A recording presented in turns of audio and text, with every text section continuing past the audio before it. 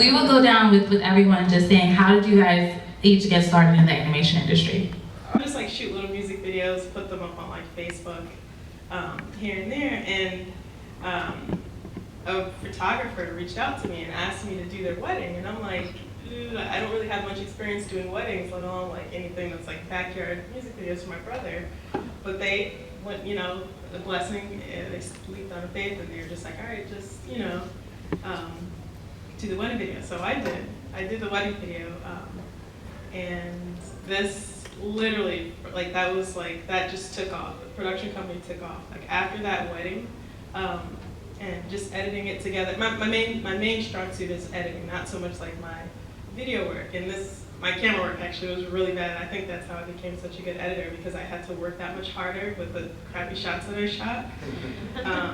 And so it was, yeah. It was some hard, like those shots are really bad. I would get headaches watching them,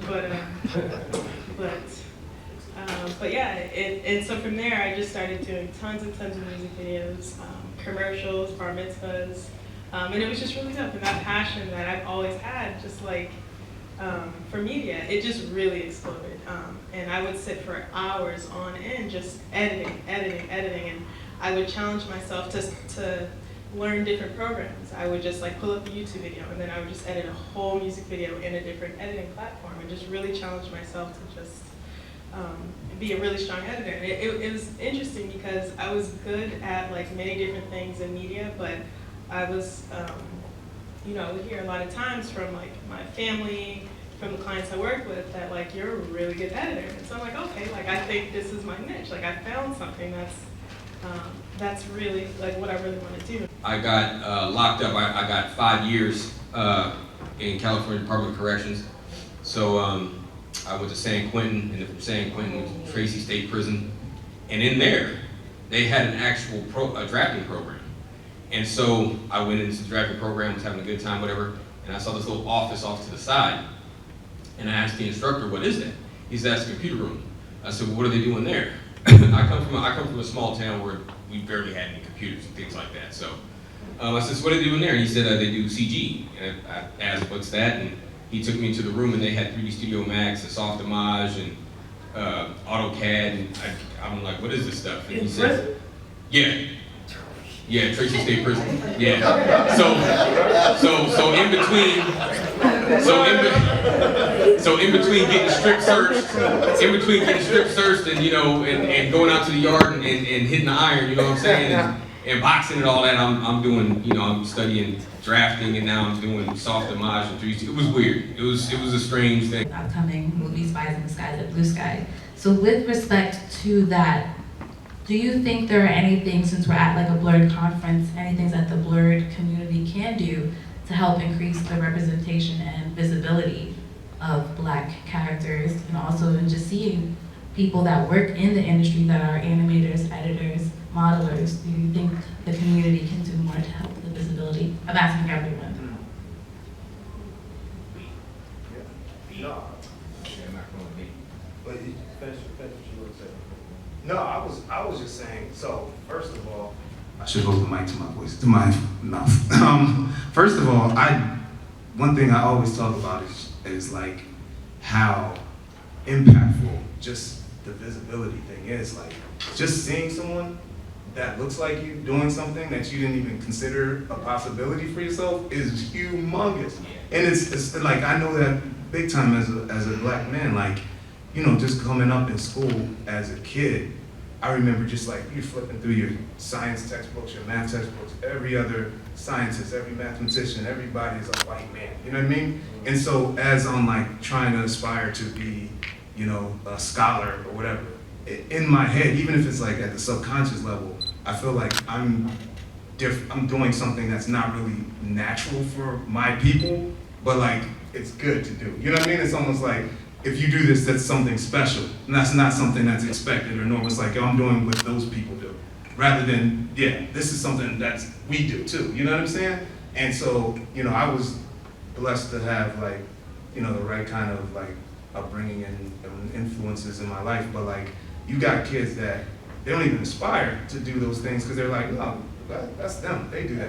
Yeah, and I think I made the analogy talking to one of you guys recently about how like, we'll watch the, MTV Cribs or something, and you just enjoy it, like, oh, that's entertaining. Look, they got a yacht. They're doing this, and you don't think like that's something you can have because it's like, yo, these guys are billionaires, like Brad Pitts and those Will Smiths of the world. Like that's not something that's them, their world.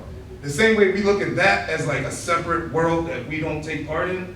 There are like little black kids that look at like this as like, oh yeah, we don't do that. We rap, we play basketball, maybe, you know what I mean? And we sell drugs, you know what I'm saying? And so just having any kind of like something on YouTube where you're celebrating like, here's your 4 African Americans that are like in film, you know what I mean?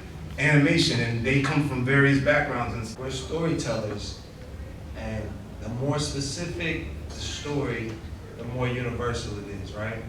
And so like, the more specific of a story you can tell just makes that much more compelling. But think about all the films that you really, really love, right? You water that down and you feel that too, right?